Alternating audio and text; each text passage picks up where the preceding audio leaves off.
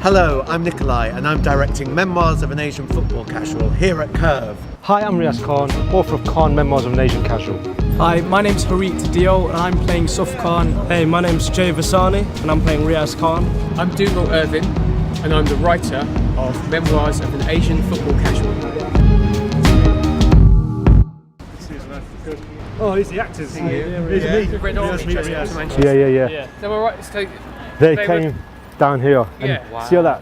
That was what I was imagining the right whole from the scene. I was thing like, was packed. There's so many of them. Well, You know what I mean? 1,000 people. 1,000 young men. Picture that number of Yeah, people all I seen was heads. coming down here. It's just, It was the biggest thing I've ever seen in my life. It was terrifying because there were so many fans. The police could not control all the fans. So what would happen is basically they'd break away. Gangs of youth would break away. So it's difficult. It's another good lesson of not judging a book ever by its cover, because you just don't know what somebody's about or who they are by the way they look or how they're dressed. You think about it, they had nice hairstyles, Italian design labels. like you're saying, they were middle class. Some middle class, some are working in banks, some are working in hospitals. Being racially abused, walking around these streets and on the bus to school and everything. Did you feel then that the baby squad sort of did offer a sense of not shelter? I mean, that sounds sort of too lightweight, but protection from it did, that. Yes. And a sense of identity and I guess belonging. Yeah, and also people start respecting you because you told them if we fight him, we have to fight all these lot as well. Yeah. Because in those days, before the casual culture came, you had a gang of white lads, you had a gang of black and Asian lads, because the black and Asian lads used to stick together because of all the racism and stuff. And then slowly, that all just amalgamated in one big group. So you'd have cocktail, you have different gangs here, but people all getting on. Whereas nowadays we have a whole section of our mass media which uses underhand and subtle and subversive terms, and spot on. There is racial abuse and hatred, and it's coming through the back door. Yeah. You knew straight away, but now you don't know. Yeah. Yes. It must be difficult in the acting field. I mean, there's not many Asian actors out there anyway, so it must be really hard for you to get certain roles. I'm a local Leicester lad myself, and it kind of hits true to kind of the racial tensions in the 80s and how it was growing up in the society as a minority ethnic. I think the people of Leicester will empathise with it. It's provocative, it's funny, and just a really great play, great writing. Like Riaz said earlier, it's real. They don't over dramatise it. It's not a false perception of a stereotypical Asian guy. Because this story, it's not been told for our parents. Exactly. And it'll be good for the younger generation as well, I'm guessing. Yeah. They will empathise with it and know how it was back then. Yeah. And how it's changed today. Yeah. And I don't feel like our generation know enough about it either. It was amazing in that role. This is where we stand around. That's all the lads used to live around here. The lads I used to hang around with, they're all from this area. Right. We used to have play fights out here, like a pre-warmer for football. So you see a gang of like 20 people fighting here, just play fighting, but people used to walk by and what are they not doing? They're crazy. How would you acquire knowledge about different firms? We didn't get no intel. It wasn't pre-organised. Right. It was disorganised. I see. But it worked. We'd come in here smelling of Drac Noir or Ralph Lauren aftershave, looking smart and coming out smelling like fish and chips.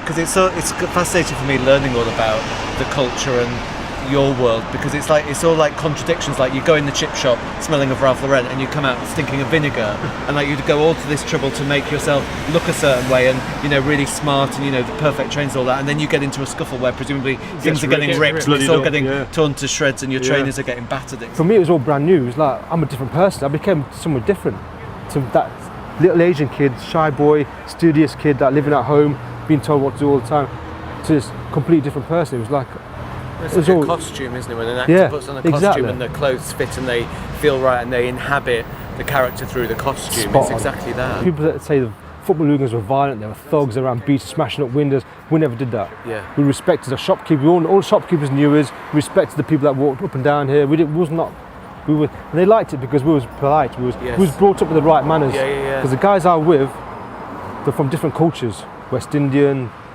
black, Irish, white. Narborough has always been multicultural. Lots of students. It was a good laugh living around here. It wasn't violent. It wasn't. It was a nice little area. There's more influx of immigrants now, which is not a bad thing. It's good because it brings more diversity into the area. Here we are, Filbert Street.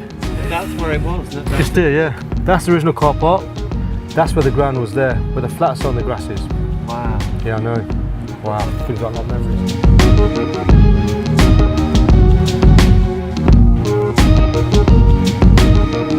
But then in the 70s, you know, there was the culture really of groups of lads going down to football on their own more. And then of course, you know, during the 80s it got quite violent. It got quite violent, Yeah. quite unpleasant, and Yeah. families stopped coming down Yeah. trouble. Yeah. But you know, though, in those days there was a lot of racism, there was a lot of homophobic stuff, and Yeah. then of course they started segregating the ground, and then you know you then got the Taylor Report, and then almost the reinvention of football really. So Yeah. that football now, you know, is very very different. But Well- there was the undercurrent Right. that was always there. Yeah. You know, the fact you had police horses, masses of escorted fans. During the game, we'd be sitting there watching the game, but then you know there'd be away fans sitting next to you, and you know there'd be a scuffle, there'd be a breakout of violence. Leicester in the 1970s was, I mean, now it's a really vibrant multicultural city to live in. But in the 1970s, 1980s, if that wasn't the case, you'd see National Front people selling their stuff on street corners as you approached the game.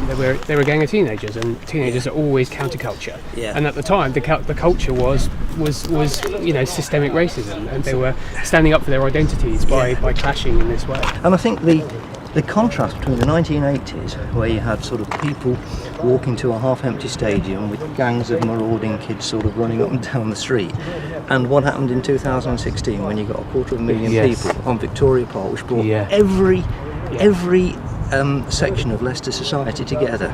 Yeah. You know, in terms of race, in terms of age, in terms of gender, in terms of everything. Yeah. And if you could have been around in the 1980s and projected yourself forward, You could never have 30 years, imagined you that. would never ever have imagined that.